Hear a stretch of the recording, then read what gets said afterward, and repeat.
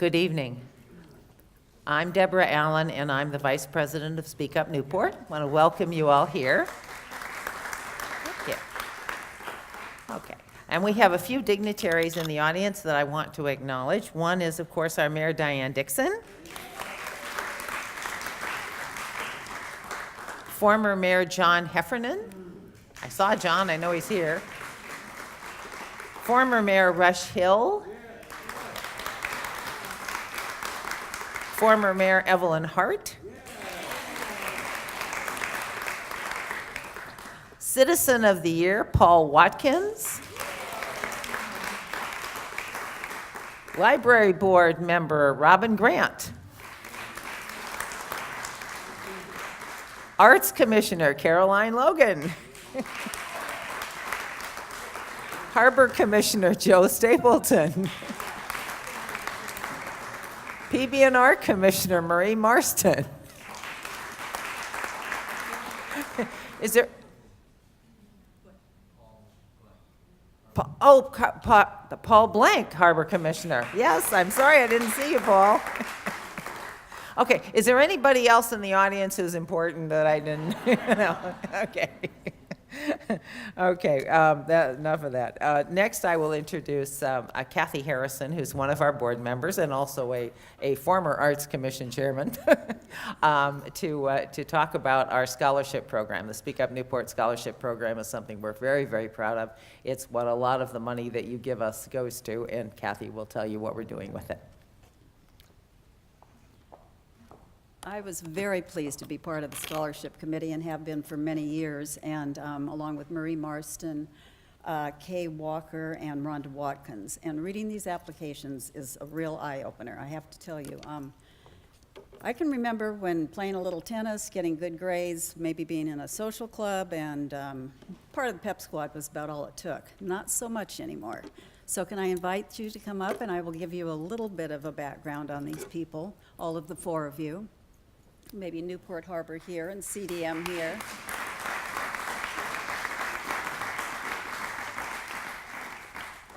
I won't read everything on those applications because you'd be here all evening, but I'm just going to touch on a few. And Ryan Levinson, Ryan over here, his community activities are Eagle Scout, Irvine Animal Shelter, Adopt a Park, and countless others. We could go on. School, cross-country, track, and obviously an injury from soccer, junior statesman, mock trial, and academic decathlon. He plans to attend UCLA majoring in physics or aerospace engineering, and someday hopes to work at NASA in the control room. This is Ryan.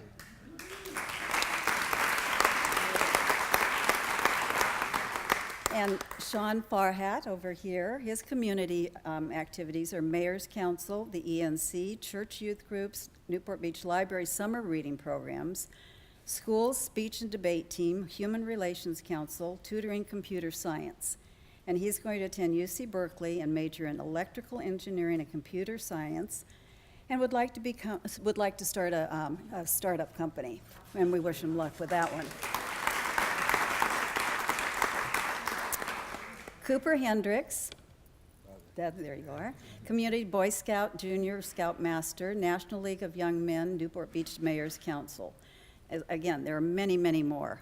School Boy State Delegate, Junior Statesman of America, Debate Club, Harbor High Lacrosse, and Wrestling. He plans to attend the University of Alabama's Honors College, majoring in political science with a path to law school. And he says he loves to debate and loves politics. Okay, and Henry, he is from Henry Lyons Community. He is Newport Beach Mayor's Council. Mayors, you've all got the good ones here. You know how to pick them. Completed the CERT training, which a lot of us in this room, not I, have done though. Volunteered at Camp Pendleton and support our Troops Club. And northeast of the wall, a support group for homeless and struggling families. School, the Young Democrats and teenage Republicans. Now there's a good politician for you. Junior statesman, look at him. He knows how to work the room. Junior Statesman of America, Taekwondo, and outrigger team at the Aquatic Center. He plans to attend Southern Methodist University and major in political science.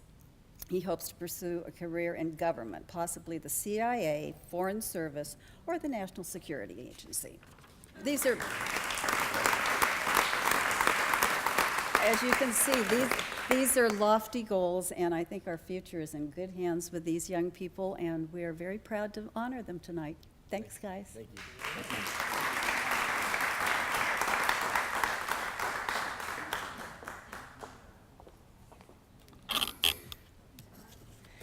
And then next, it is my pleasure to introduce you to our board member, Deputy Chief of Police, Dave McGill, who will do the program this evening.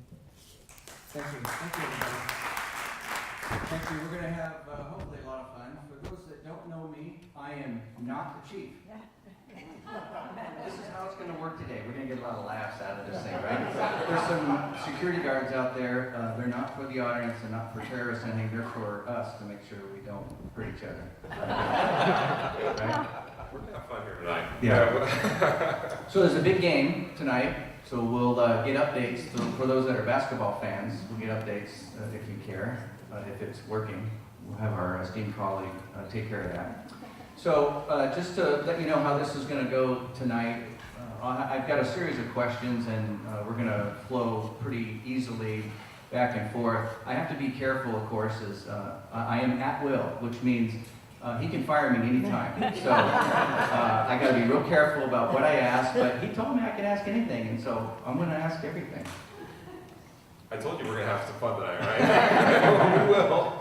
I'm very honored to be here with my esteemed colleague and my boss, John Lewis, who was obviously recently promoted as Chief of Police here in Newport Beach. A good stand-up, smart guy, real honored to work for him. That was really hard to say, but I got that out of the way, I won't have to say that anymore. All right, so it's John T. Lewis. So this is gonna be a hard question first. What's the T?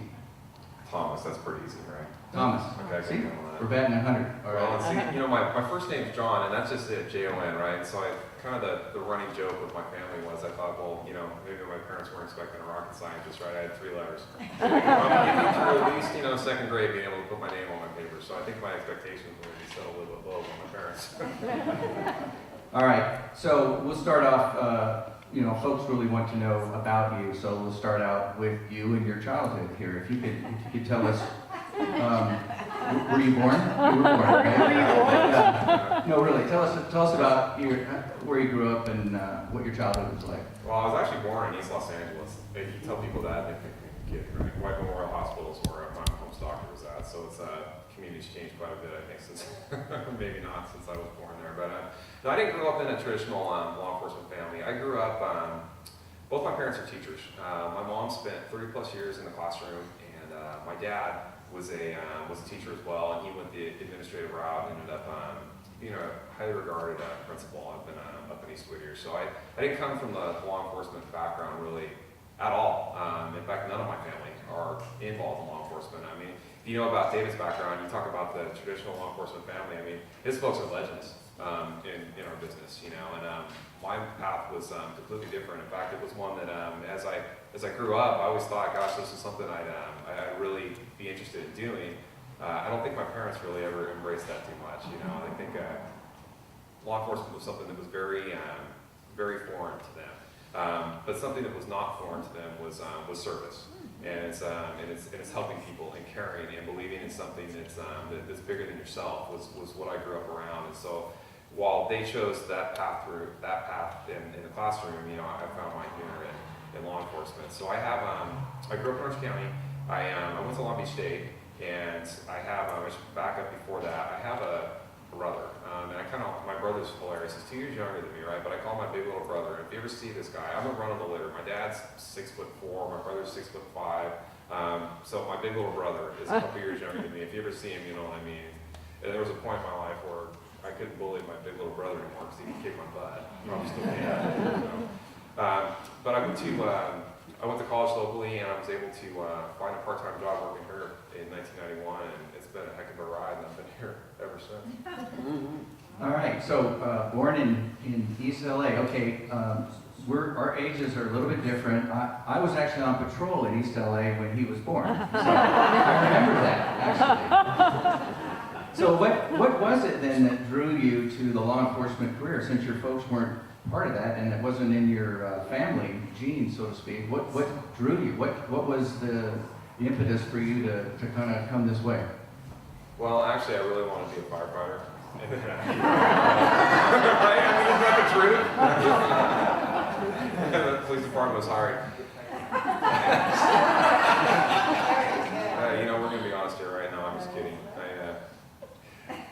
I'd always held police officers in high regards, and I think that when you know, growing up, and you know, David's probably the same way. I think we all had heroes growing up. I mean, it was a hero generation. You know, we had folks that we really looked up to, and police officers were always those folks in my life. And I thought, and I'd always been interested in the job. I thought it was exciting, and it was something where I could go out and serve and make a difference and do all those things.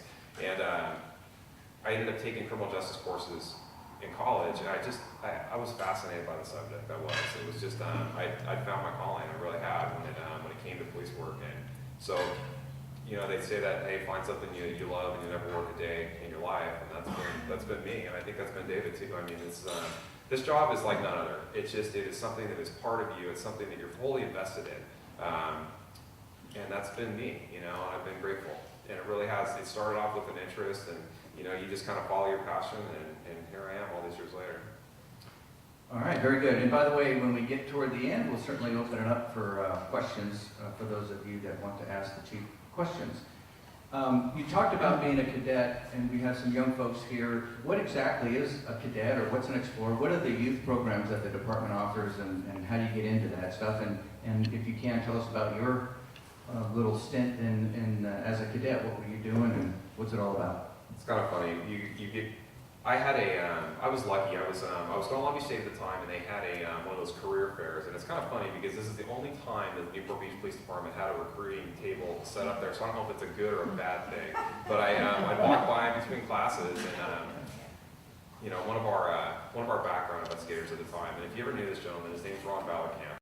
If you look up poster Newport Beach police officer, it's Ron Ballerkamp. And so good looking, fit, you know, resplendent in his uniform. And I mean, he's catching a lot of attention on campus. And I thought, gosh, you know, looks like a good place to work. You know, maybe I can be like him someday. So I make my way through the crowd that's in awe of Ron Ballerkamp, and I find an interest card for a part-time police cadet job. And I got hired. They had some room for me, and I thought I was going to do some pretty cool things, like, you know, get to go ride around in a police car and do all these things. And really, I didn't. I worked at the front desk. I answered phones. You know, I get the sergeant coffee. I would do things like that. Not any of the glamorous things at all. But I learned a lot about what police work was really all about, and I learned through those experiences at a very young age what it was going to take to be successful. What the job really was like in an intimate way, the nights, the graveyard shifts, the holidays, and so when it came time for me to be hired full time, I had a pretty good idea of what I was getting myself into, and we try to do that as much as we can with our young folks, and that's what we always tell them. Hey, understand that when we have these discussions, people say, "Gosh, I want to be a police officer because I want to serve and I care and I want to make a difference," and you can do all those things in other lines of work. Police work is different. So what we do with our Explorer program and with our Cadet program is we really try to get our good folks in there and give them a front row seat to what police work really is. And we've seen some successes, and a lot of times through these programs, we don't necessarily see them becoming police officers. We have a whole support staff of our civilian employees that largely are not seen, you know, by the public, but their functions are so important. I mean, our 911 dispatchers, right? I mean, you think about our first responders, our 911 dispatchers, they are true first responders. They're the ones that pick up the phone. We're able to staff a lot of those positions with folks that have gotten an idea of what the job is like through either through a police explorer type of experience or being a police cadet. So I always tell folks if they're interested in this line of work is get a front row seat to it, and however you can do that. If you can do an unpaid internship, we offer those from time to time.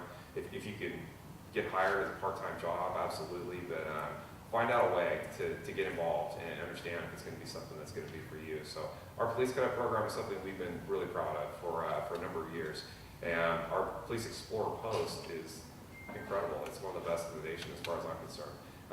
Great kids doing some really special things, but but it's also a program for the good kids, right? You know, the ones that are out there that are achieving and going places in life, and we're happy that we can be a part of that and maybe support them. You know, we've had our police explorers do everything. I mean, so far from police work, you wouldn't believe it, but they still come back and they're still part of the family, and they still treasure that time that they have with us in the police department. So those are two programs we're lucky to have and have been flourishing for many, many years. Okay, back to you now. Tell us, okay, now you're a police officer several years ago, a long time ago. Walk us through your career. What were your jobs, and what were the highlights, and what did you do, and how did you make it to this spot? I didn't have the most glamorous of, you know, I didn't work, you know, the narcotics jobs. Everybody, right, when everybody graduates from police academy, they go through and they will announce your name. You walk across the stage, and they'll say what they want to do, and it's, I want to be a canine handler, a narcotics investigator, and SWAT, of course, right? He doesn't want to be on the SWAT team, so I wasn't a canine handler. I didn't work narcotics. I worked graveyard patrol, right? And I did that for a long time. And in my heart, that's how I still see myself. But I worked graveyard patrol for many, many years, and then I worked from there. I was lucky to work our bike unit, and I'll tell you what, that's the best job I've ever had. I mean, there's not a better job than getting to ride a bicycle and a quad around the beach in Newport all summer. Really, you know, it's funny. You remember that show Pacific Blue? Remember that was on? Okay, so that was on the time that I was riding a bicycle around the peninsula. So of course, you know, all the cat calling, "Hey Pacific Blue, hey Pacific Blue." Well, I looked at the partners that the Pacific Blue guys had, and they didn't look like the ones that I had. So I tried to better off the show, so it wasn't as real life as you expect it to be. But so, but I did that for a number of years. Great experience. I worked investigations. Again, we talk about the glamorous things. I mean, glamorous things are your narcotics investigations, things like that. I worked fraud. Fraud, yeah. Drop the documents, right? That's what I did. Great learning experience though. Tough cases, difficult, labor-intensive cases, and some pretty high-profile things. I mean, Newport Beach is a community because of its wealth, frankly, that is targeted by some pretty sophisticated folks that do some really interesting things, you know, to steal money. I mean, the thing about fraud is we make it sound so complex sometimes, and it can be. It is labor intensive, but at the end of the day, it's grand theft with a known suspect, right? I mean, you know who the guy was. Most of the time, you know, it's a trust that's been breached, you know, between the individual and whoever our suspect is. So I did that, and then I went back to graveyard patrol, and I worked out for a number of years, and I was lucky to be promoted to sergeant out of there. I was a training officer. The one thing I did do is I did make the SWAT team. But I was pretty proud of that. And then I got promoted to sergeant, and they said, "Hey, we don't have any room for any sergeants on the SWAT team anymore, so you're off." So that only lasted a short time, but I did make it. So not a canine handler, not narcotics, but I made it on SWAT for a very short period of time. And then I worked back when I got promoted, so I'm working graveyard patrol, and I'm feeling pretty good, right? You know, I'm getting promoted, I made sergeant. Guess where I went to? Graveyard patrol. So I worked that again for a long time. And then I worked on some other glamorous assignments. I went from working graveyard patrol to the professional standards unit. That's internal affairs in Newport speak, right? You know, we have a professional standards unit here, different than internal affairs. So that's what I worked in. You know, those are the kind of conversations you have with your friends that, you know, that some tough cases that you have to work through, and not, again, not the most glamorous of assignments, but again, strong and important assignment, but strong in terms of the things that you learn just about doing business and personnel matters in the police department. And police department's a people business, you know, so I really learned a lot about the people aspect of what we do and making sure our folks are doing the right things in that assignment. And then from there, I was promoted to lieutenant, went back to graveyard patrol. I stayed there for a number of years before I moved on to another glamorous assignment, which was the support services commander. Support services is dispatch, records, IT, fleet, and a number of things that I'm probably going to forget that they don't teach you anything about in the police academy. And I had responsibility for that unit, so that was a challenge. Again, good learning experience. And then I actually got to do some things that were a little bit more glamorous after that. I was the chief's executive officer, which that's a pretty good assignment. Being able to actually work in the chief's office and learn what goes on there. I was promoted to deputy chief, and then I worked back in detectives again. And I came over to patrol for a little while, and that's So that's kind of it in a nutshell. Probably gave you more than what you wanted.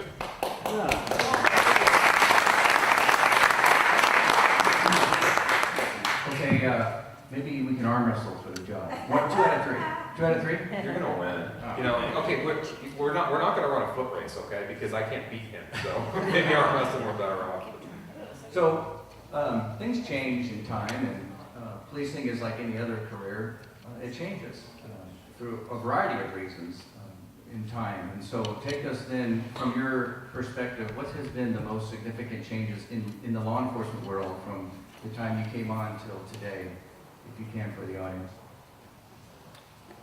I think we've shifted in really our philosophy in police work. I think we came on and it was the crime fighter mindset, which has changed now. We've moved more to a guardian mindset, and it's been a shift in culture and how we work and how we do our jobs. And I think that it's pretty significant when you look at community policing and the emphasis that we have on community policing now that I don't think was the same 20 years ago.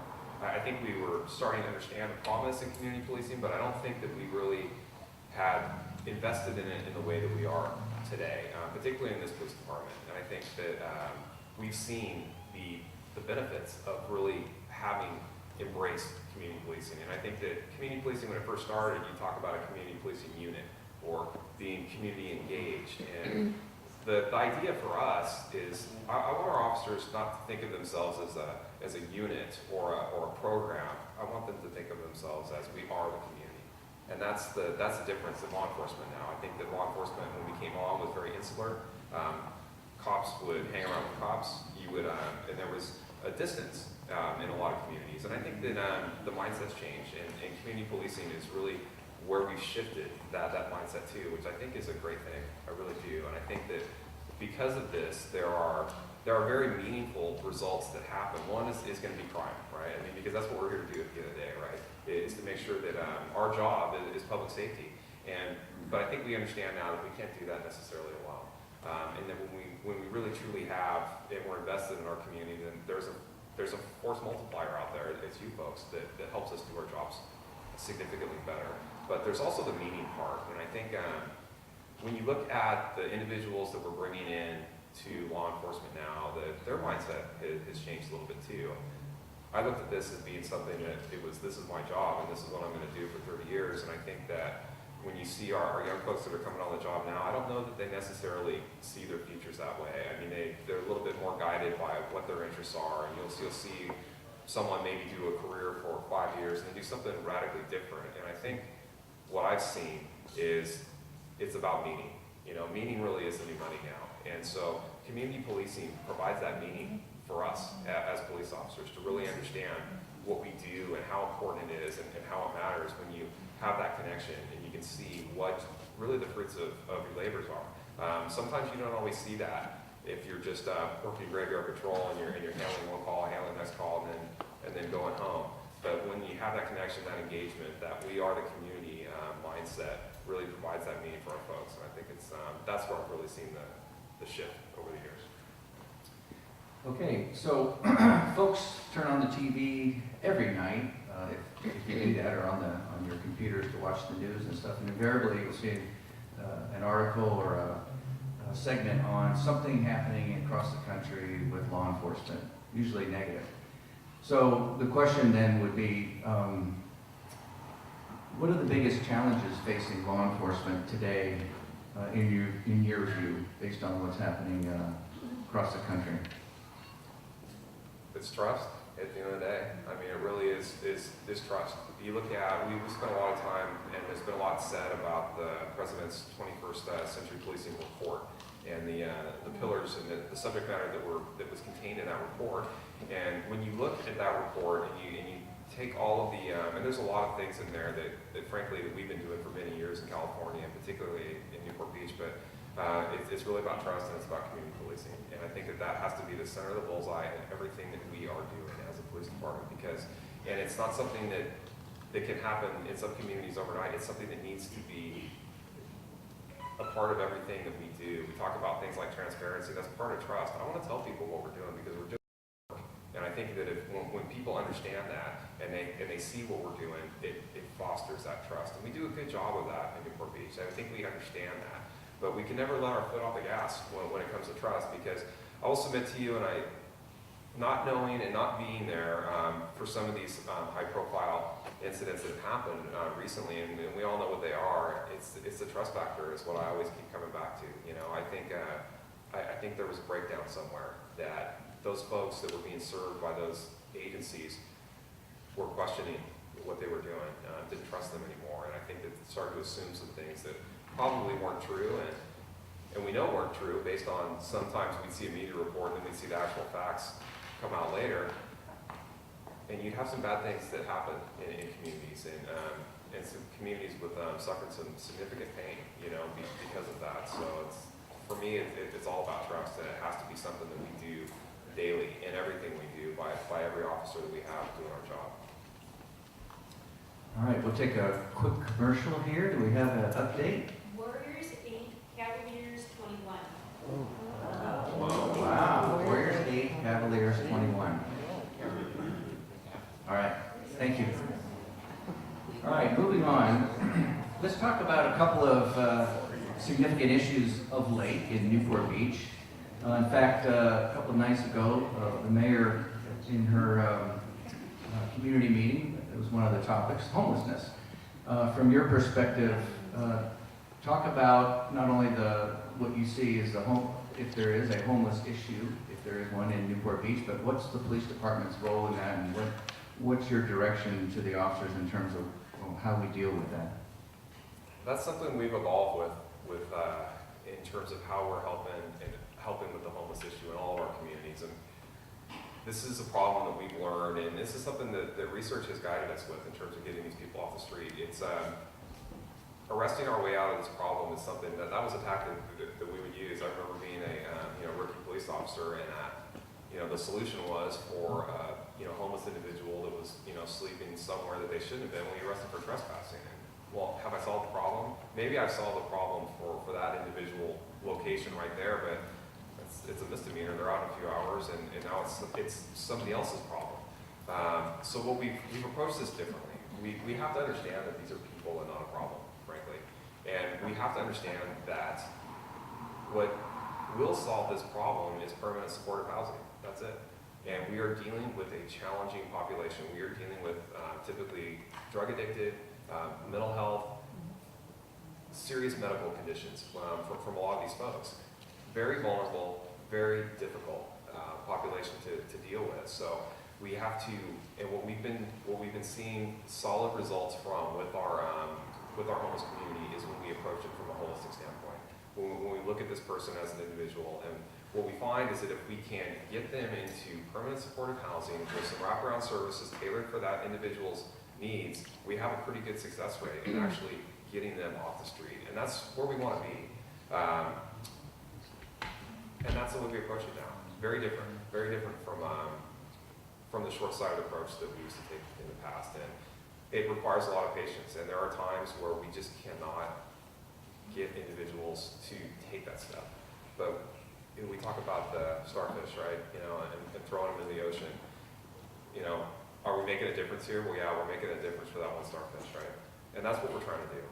And that's what our approach is. It's a humanistic, it's a holistic approach towards dealing with these individuals, but we've had to dedicate some resources to it. This isn't something where we can just, we need special training, we need to be involved with the certain groups that are out there that are helping to support these individuals and get them off the street. And we are fortunate to have a couple police officers now that this is one of their primary responsibilities is to deal with our unsheltered population and get them off the street and try to do it permanently. We've had some success stories, some really good ones, and I think there was one in the pilot a little while ago that was a really great success story.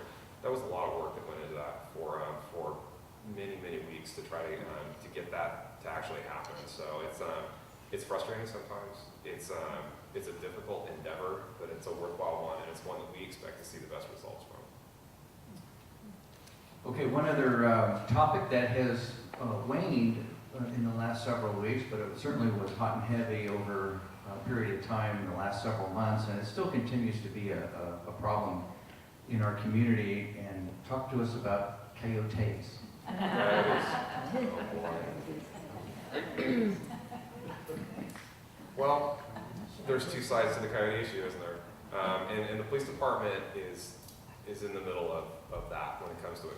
And so, but here's the issue with, people ask us, well, what's the police department have to do with coyotes? And, well, we're in the public safety business, right? And if there's a perception of a safety concern, then the police department's gonna lead on it. So here we are, you don't learn about wildlife management in the police academy, all right? We've learned quite a bit about it recently. And so what we're trying to do, again, with the coyotes, and we are guided by what the research is telling us in terms of dealing with this problem. But we also have understood that this is not something that we can do by ourselves. It has to be a partnership. And we've done something unique in Newport Beach that no one else has done. And with the success that we've seen with our Wildlife Watch program, and really what Wildlife Watch is, it's neighborhood watch.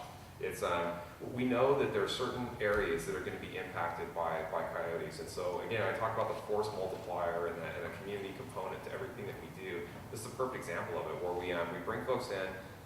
Please tell your neighbors, don't feed coyotes. Please don't. I mean, you think to yourself, gosh, that's probably not the wisest thing to do. Would anybody do that? Well, yes, they do. They're feeding them, so they're going to come back because they're going to eat that.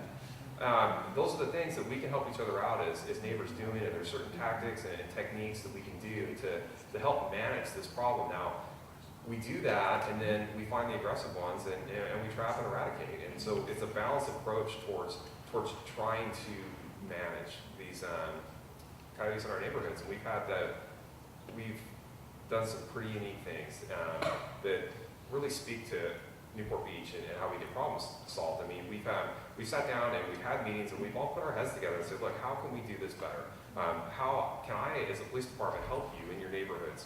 And we've had everything from sorority girls, right? One of our residents up in Newport Coast, her daughter's in a sorority, I think it was at UCI. So one of their service projects, I mean, they're running around their neighborhoods, and they're passing out flyers about and educating people about coyote hazing and coyote management. So I mean, things like that we've done, and now that we've got everybody on board in terms of what our plan is to address this, we've seen some pretty positive results. But it has to be that balanced approach to actually managing it. But it's been interesting. We had to get folks' attention sometimes, because we'd have people walking their small dogs off leashes and things like that. And we're all comfortable in our neighborhoods. I have a small dog. Well, correction, my daughter has a small dog. I'm not going to tell you what kind of dog I have. Tease me, all right? But but we would go and we tell people, please, can you make sure that you have a leash and take care and watch these things, and again, don't feed and things like that. And but to get people's attention, we tried some kind of unusual things, and one of them was we have our mounted unit, our horses, and I thought, well, why don't we have our horses walk through some of these neighborhoods, right? And that's going to get people's attention, right? What's a police force doing walking down the street on a Saturday, right? Well, it did, and you know what? They passed out information and talked to people about coyotes and how to manage and what to do with the sighting, and it worked great because people understood when they had the tools and were empowered to do things within their own neighborhoods that we can make an impact on this problem, and we have. I don't think that we're 100% there. We still need to keep pushing, but in a very short window, we've seen our sightings drop significantly, which is something I think we as a community can be proud of. Okay, looking ahead now, brand new chief, obviously a leader in your organization. Tell us about where you see our department going. What are your goals? What we have to look ahead in the next couple of years, maybe another 5 years or so, or if you're going to leave, let me know, and then so I can put in maybe when we got a shot. I think you have a shot whenever you want. See, that's the tough thing for me. I don't get to mess up, okay? Because there's somebody else who can take my job right now and probably do it better than me. All right? Did I say that on camera? Let's just rewind that. Okay, so no. No, you did say that. I'll repeat it if they didn't hear you. So, I'll tell you what we really need to be focused on within this next 5 years of the Newport Beach Police Department, and that's really replacing us. We have a group of individuals that, by virtues of retirements and attrition, that we're going to see within this next 5 years a significant portion of our more seasoned workforce that is going to go off and do different things, move on. And so the challenge for us right now is to make sure that with this influx of folks that we have coming into our organization right now, that we are continuing to make sure that they're trained, make sure that their expectations are the ones that we all understand them to be for a Newport Beach police officer, and that we're setting them up for success to carry this department in the future.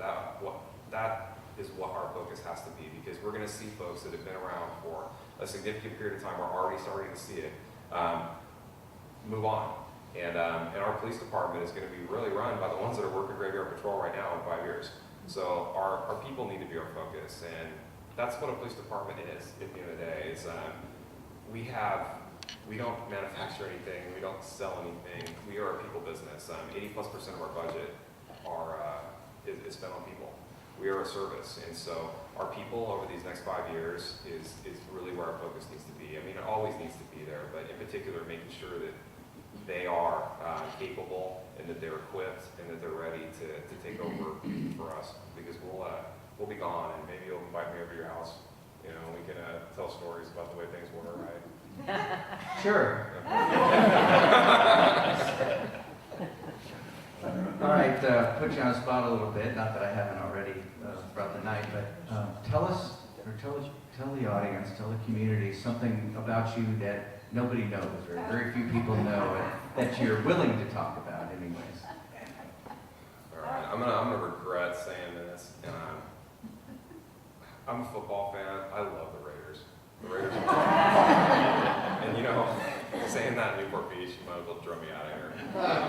But yeah, so that's embarrassing. All right, but I own it. Okay, I mean, so yeah, on Sunday, I'm really hoping they come to Los Angeles again. By the way, I know that nobody else is around here, but I'm one of them. Oh, you are? Okay, great. Okay.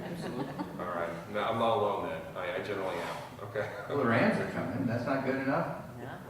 Raiders over the Chargers. Yeah. Oh. In addition to the Rams. All right. Commercial break. How we doing on the team? Warriors 16, Cavaliers 33. 16-33. What game is this? This is game 3.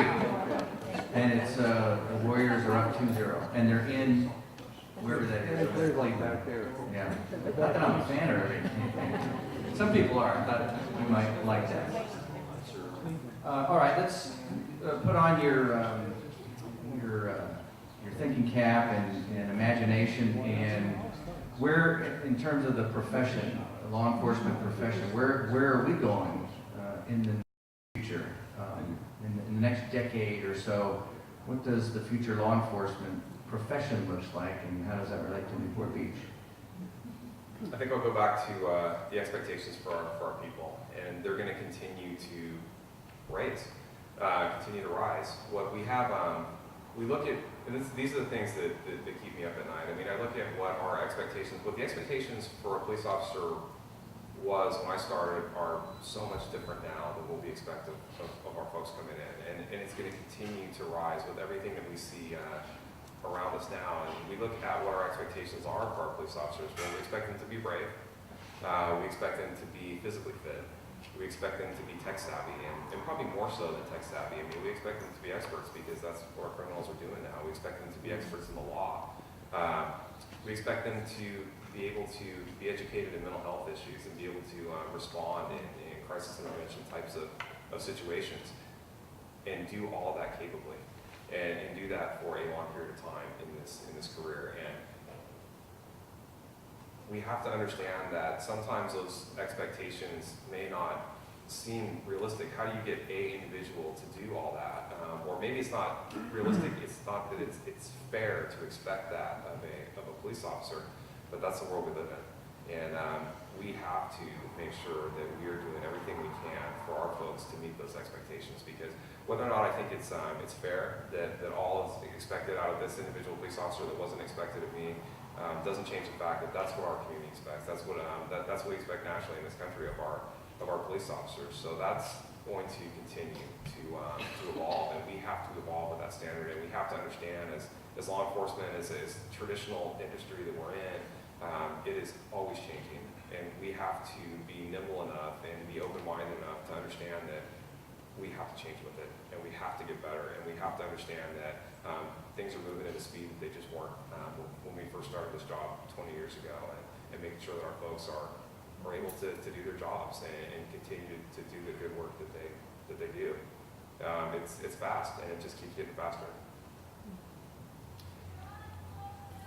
Okay, let's turn the table a little bit and talk about crime. And it's now, as I'm asking this question, our former Chief Johnson his face pops into my head because, he was a great guy, a great leader, and did a lot of good for us the time that he was here. And crime, the hard work of our officers, I would suggest that crime kept going down and down and down. As soon as it leveled off and started to go up, he left.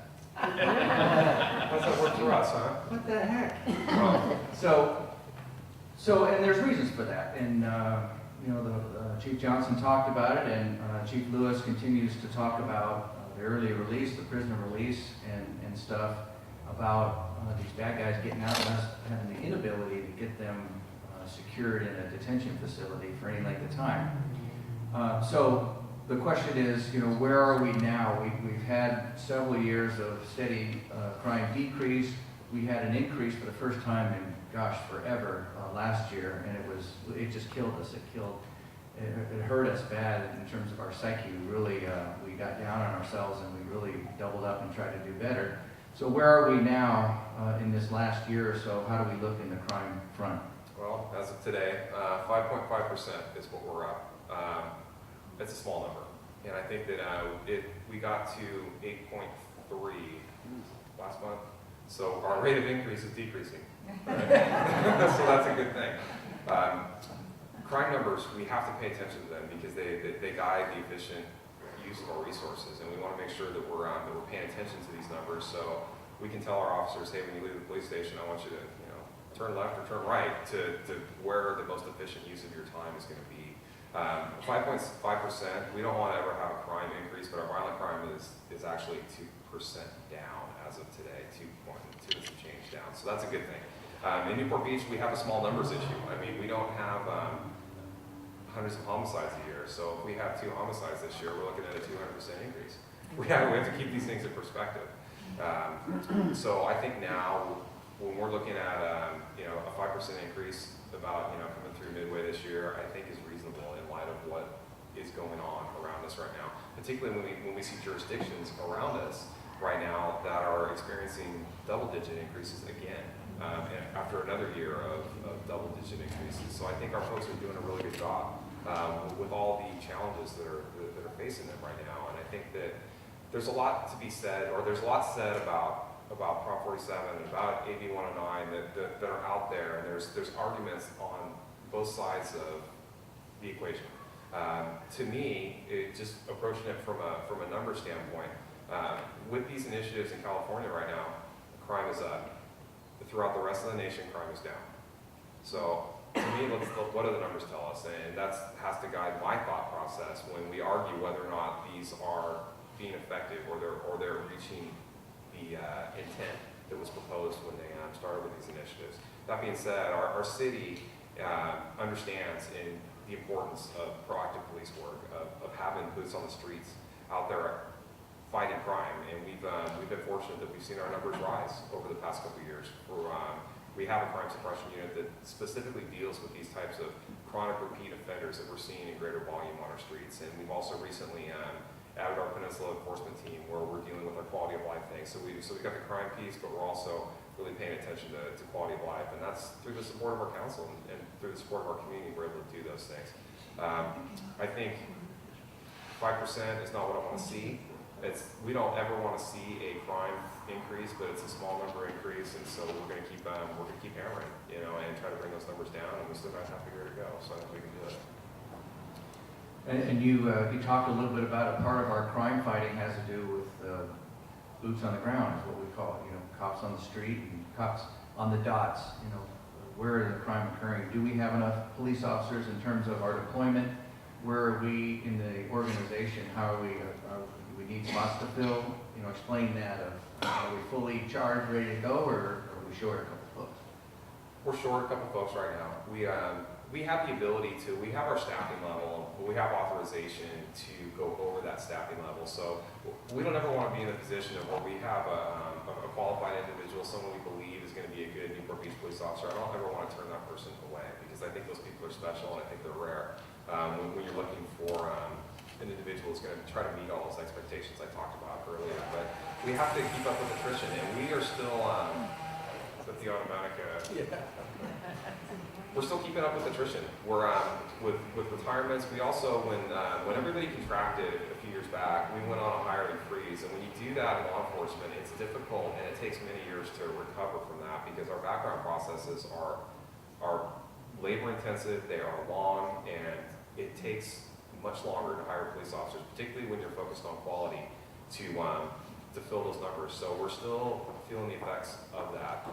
And we're not lowering our standards with the individuals that we're hiring. So we are still expecting that we're going to have the cream of the crop that are going to be policing this community. So that, Irvine's going to say the same thing, right? And so is Anaheim. So we're all fighting with each other for that small group of qualified individuals right now. So we're a handful down right now, but I'm confident we can get there. But again, we're not going to sacrifice quality, to fill those handful of vacancies. We'll do it on overtime, or maybe you and I can jump in a radio car, right? Yeah, Okay. We're going to open it up in just a second. Update. Warriors 23, Cavaliers 33. They're catching up. 23, 33.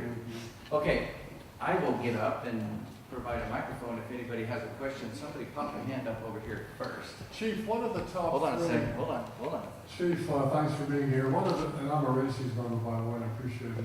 Great bunch of guys working for you. What are the top 3 violent crimes and the top 3 types of white-collar crimes that you deal with? Our violent crimes in Newport Beach, they're aggravated assaults. Which comes as no surprise, right? I mean, we have we have people that are going to drink a little bit in some of these areas. We all know them. That we're going to have those types of things. We're going to have domestic violence is going to count as an aggravated assault. So those are the ones that we see the most of. We do occasionally get a robbery here and there, but homicide is one that is we don't see that in the same numbers that other jurisdictions do. So ag assaults are the ones that are the most prevalent. White collar crimes, it's identity theft, it's cybercrime, folks. It is so scary what people can do and how much of our information is out there. So really, most fraud now is some form of cybercrime. I mean, it's used with our computers and with our information systems. So identity theft is big. It's never going to go away. We see a lot of the cybercrimes, and these are the different types of ransom things that go on. Where you get the random phone call that, oh, hey, like the IRS. Don't you love the IRS scam, okay? Oh, yeah. When does the IRS call you? Yeah. Right? The IRS is not going to call you, all right? They're going to send you probably a strongly worded letter followed by maybe a visit from an agent, but they're not going to call you and say, hey, give me $1,000, right? We're going to stop auditing. So, but those are the things that we're dealing with right now. Those are the most common frauds, is the identity theft, cybercrime. All right. Yeah, my mom just had that call from the IRS, and thankfully she was smart enough not to give him any money. Yes, sir. Regarding crimes, regarding alcohol-related accidents and/or crimes in the city, with companies like Uber or Lyft, are you finding a reduction in those kinds of either accidents or crimes?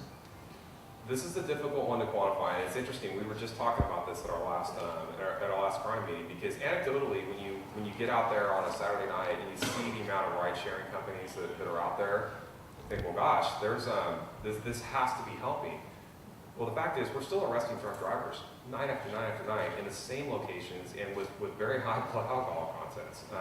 So our fatal accidents are most of the time are alcohol related. So I believe anecdotally that is helping the problem. I think that we saw that the whole statistics were you had about 1 in 3 cars on the road, sometimes 1 in 2 cars on the road between 11 and 2 o'clock, either was DUI or had been drinking.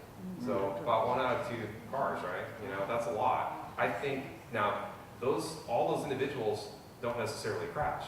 And they make it home, or they don't get arrested. I think that shadow population of people are probably availing themselves of these services, and I think there may be a number there that we can't quantify that I think it's making a difference with.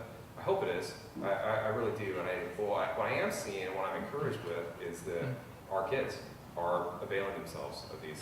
It's a more tech savvy type of way to get around. So they're not they're not driving, and it's something that their culture is a little bit different, you know, than perhaps their parents.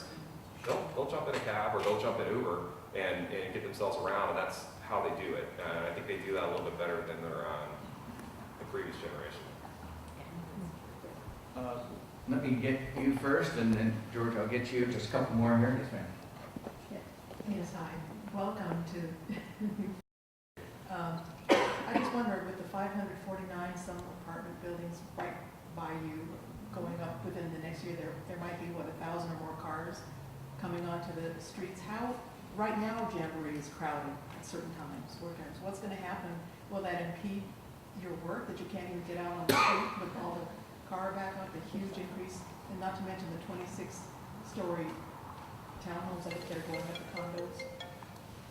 Well, lights and sirens help out quite a bit. I mean, I know we have those, and you know, so we look at when these projects are proposed, what type of impacts are we're going to have on our police services. And we make that evaluation in terms of staffing and perhaps maybe additional resources. I think when it comes to traffic, there's no real mystery to traffic. I mean, there's really three things, right? It's either education, it's engineering, or it's enforcement. Enforcement is on our end. And we can do enforcement and handle things like the red light violations. We get quite a bit of red light violations are very dangerous, by the way, in terms of accidents. But enforcement can help with that. Engineering is something that can help with the actual volume that you're talking about that could perhaps be presented by these locations, and that's something that our traffic engineers help out with. So we collaborate with our team at City Hall, and we try to understand what these issues are going to look like and make sure that we're prepared for them. So we it's something that's part of the planning process because we're concerned about those things like you are. Absolutely. Yes, Chief. I think you know that I live down on the 100 block of 35th Street, and that's on the peninsula. We're probably I think I'm in reported District 15, and 16 is right next door, and those two districts have probably the highest concentration of crimes. And I just wanted to say that the crime stats, even though your numbers are up a bit, I don't think that's necessarily the best yardstick, because having lived in the area for 28 years, each year our quality of life has improved and there's less inappropriate criminal behavior happening. And I know there are lots of crimes that happen and they don't always get reported, and there's lots of arrests that happen. And on the 4th of July every year they always look at how many arrests they have, and it's gotten better each year, but we may have had a bit more arrests this last year, but it was a better year. Okay, so I just want to say your department, your employees do an extremely good job, and year over year, it's gotten better each year. So I just want to thank you for that. I don't really have any question. I just want to say that the stats don't necessarily tell the whole story. George, I will absolutely take that. Thank you. Hey, George, that deputy chief that you know. He does a great job. What is it? He's right there helping us bring it under control. Thank you, George. One more question here. Yes, sir. I got a question. Hey, it sounds great, Chief. How long are you going to be around? Any plans for retirement? Well, Seymour, when you throw me out of here, right, I guess that's probably when I'll leave. No, I have no plans for retirement. I'll tell you what, I have, every day I get to be here is a great day. So I don't have any plans for retirement in the near future. I've got young kids, and so I pay for baseball and swimming and all those types of things. So I do my job, and I plan on being here for a long time. So no end in sight for me. Let me do one more for my liege, Mr. Russia. Chief, could you make a couple of comments about the Citizens Police Academy and the Teenage Police Academy? Oh, thanks, Rush. Our Citizens Police Academy and our Teen Academy are really, we talk about that community investment and that partnership, and these are two real examples of that. Our Citizens Police Academy, really, it's a behind-the-scenes tour of the police department that will last you 12 weeks, one night a week, and we everything from our firing range and actually let you shoot in it to go on ride-alongs and seeing what our folks do. Well, what does an investigator actually do? What does a crime scene investigator actually do? And along the way, you learn so much about your police department, but you learn a lot about your community too. So it's something we're really proud of. We've gotten over 2,000, maybe more, folks that have gone through it over the years, which is a lot. And we've got some. We're really proud of it. We're really proud of the folks that that put it on too. So if anyone's interested in the Citizens Police Academy at all, please, on our website there's applications. Throw one in there, and we'll make sure that we make you part of it. And I think it's time well spent for all of us, and something that you really value, particularly if you're invested here in Newport Beach in the community and want to understand a little bit more about what your police department does. It's a front row seat. Our teen academy we do for our kids during the summer, and it's modeled after our Citizens Police Academy. Same type of program, but it's for our high school kids, and our high school kids get their service hours, service credits for being a part of that teen academy too. So it's all online. If you have any questions, Jennifer Manzella is the one that coordinates it. Probably see her on TV all the time. Jane Manzella at NBPD.org. You can send her an email and make sure that she'll send you an application and get you set up. How many graduates do we have from the Citizens Academy? Right on. Mrs. McGill, thank you. Raise your hand. Thank you. All right. I will end it, and I'll give it back to Debbie in just a second. But on behalf of Speak Up Newport, thank you all for being here, and thank our audience as well. And certainly, thank you, Chief Lewis. This was fun for me. It was therapeutic. I enjoyed it, but really, it's an honor still to be working for Newport Beach Police Department. You're a good dude, and I'm really glad that you're our chief, and I'm glad to still be here. And thanks for helping us out by letting people know who you are.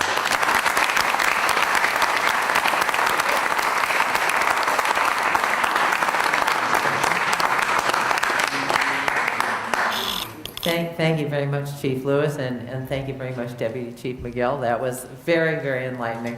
We're so lucky in this city to have such an involved police department that is part of the community, unlike some things that we see on television.